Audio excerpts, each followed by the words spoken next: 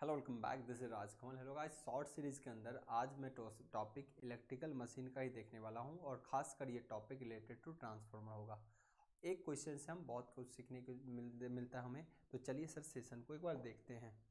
कह रहा है a transformer has 300 watt as iron loss full load पे आयरन लॉस कितना दिया आपको सर? 300 वाट। ओके, देन कह रहा है the iron loss at half full load. Okay, so half load पे आपका क्या है, पूछ रहा है आयरन लॉस क्या होगा।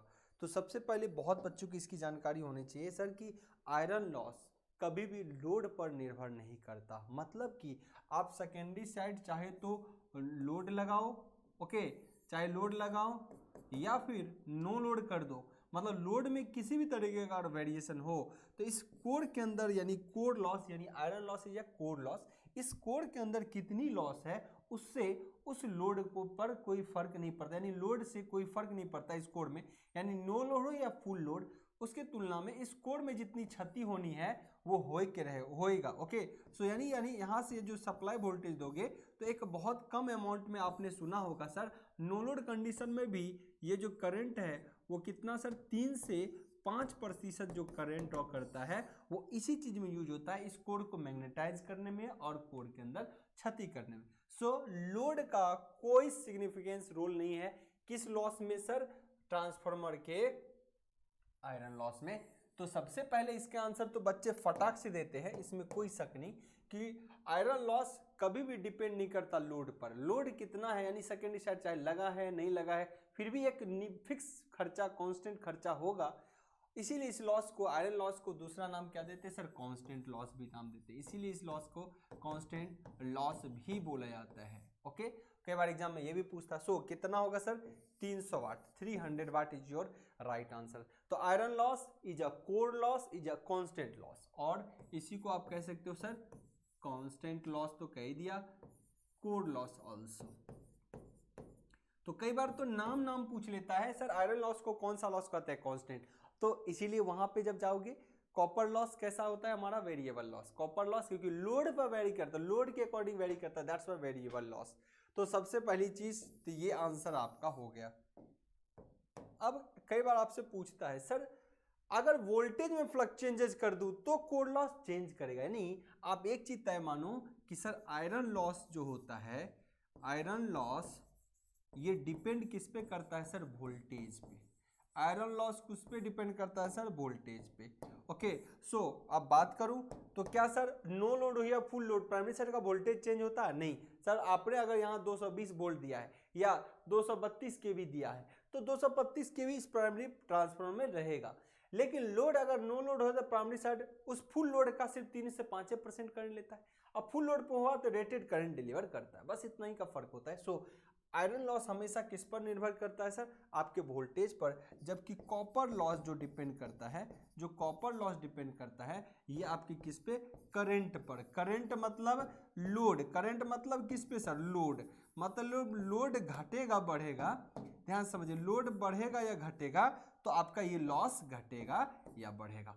इसीलिए लोड के बढ़ने घटने से, ध्यान से, लोड के बढ़ने घटने से प्राइमरी साइड का वोल्टेज में कोई फ्लक्चुएशंस नहीं होते। दैट्स वाई ये हमेशा एक कांस्टेंट होता है, एक voltage constant, that's why core loss constant या आयरन लॉस कांस्टेंट। लेकिन लोड अगर चेंज करूं तो इससे जाने वाला, मान लो लोड मैंने यहां ज्यादा लगाया तो ज्यादा करंट खींचता है, लोड ज्यादा लगाया तो ज्यादा करंट खींचता है। और कॉपर लॉस, सीयू लॉस किस पे डिपेंड करता है? Mainly sir I square into R पे। तो आपका जैसे जैसे करंट बढ़ेगा सर, जैसे जैसे आपका करंट बढ़ेगा तो कॉपर लॉस बढ़ेगा। सो करंट किस पे डिपेंड कर रहा है? लोड पर। करंट किस पे डिपेंड कर रहा है? लोड पर। लोड बढ़ेगा तो करंट बढ़ेगा, लोड बढ़ेगा तो क्या होगा सर? करंट बढ़ेगा। Wait a second, okay, load बढ़ेगा तो क्या बढ़ेगा? करंट बढ़ेगा, और लोड घटेगा तो करंट बढ़ेगा। So load directly proportional to current, load directly proportional to current. अब कई बच्चों के ये कंफ्यूजन होते हैं सर कि ट्रांसफार्मर जो आपने लगाया है सर, ओके, तो ये बताओ लोड बढ़ने से करंट कैसे बढ़ जाता है? बहुत बच्चों के यही कंफ्यूजन होते हैं, बहुत बच्चे के, कि सर ट्रांसफार्मर में अगर ठीक है आपने लोड लगाया तो उससे करंट कैसे बढ़ जाता है? ओके, सपोज दैट मैं कहता हूं यहां पे है 200 वोल्ट, ओके, लोड आपने 50 ओम का लगाया, लोड कितने लगाया 50 ओम का। तो बच्चे कहेंगे सर इससे करंट जो जा रहा होगा वो कितना जा रहा होगा, आपको कहेगा बच्चे कि आराम से सर 4 एम्पियर करंट जाएगा, कितना 4।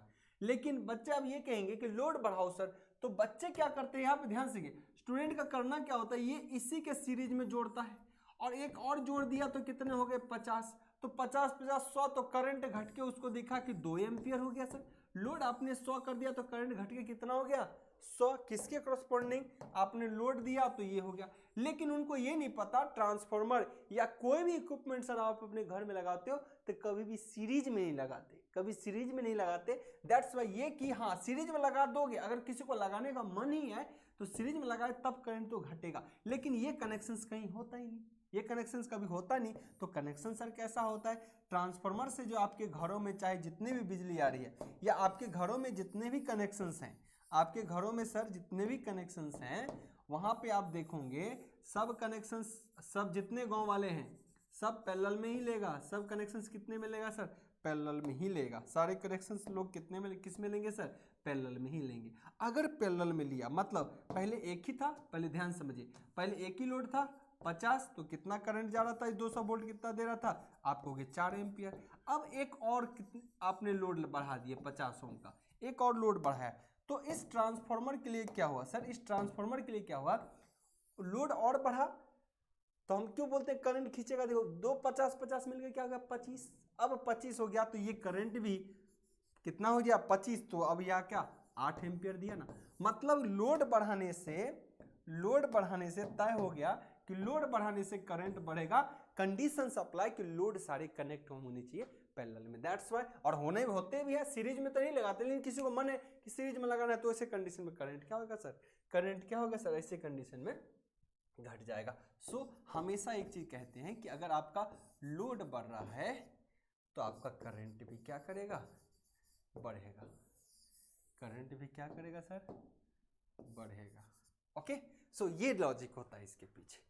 तो उम्मीद करता हूँ इसकी जानकारी आपको मिल चुकी होगी और इसके बारे में सर आप समझ चुके होंगे। हम ऐसे ही रेगुलर कंटेंट आपके लिए लाते रहते हैं ताकि एक साथ बहुत सारी जानकारी मिले और भी इन चीज़ों को पूरे बेहतर तरीके से एक्सप्लेन करेंगे। ये पूरा हमारा मशीन का भी सीरीज चल रहा है सर, और मशीन के अंदर ध्यान रखना सर, इस मशीन में हम पूरे 50 क्वेश्चंस ले रहे हैं आपके लिए।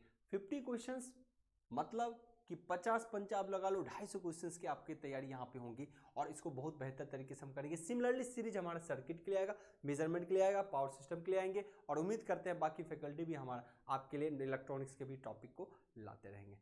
ओके, आज के लिए इतना ही, बाय बाय, टेक केयर।